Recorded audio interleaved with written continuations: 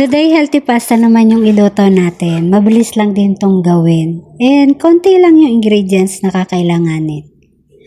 Sa kawali naglagay ako ng coconut oil. And then, stir fry natin tong ating kamatis, talong, tsaka garlic. So, yung technique dyan, para mabilis matanggal yung balat, hiwaan nyo ng konti para bumuka yung balat. So, yung sa akin, ang ginawa ko is yung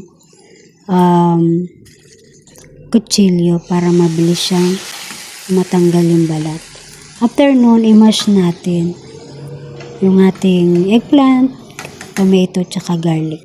Kapag pinong-pino na, naglagay ako dyan ng oregano, cayenne powder, paprika, salt, and black pepper.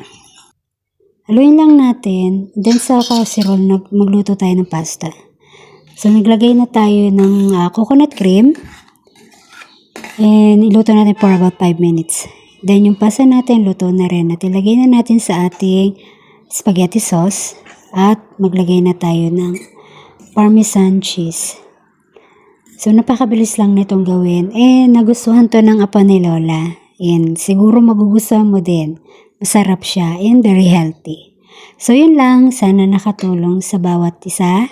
And see you po on my next video. God bless us all. Enjoy life. Bye!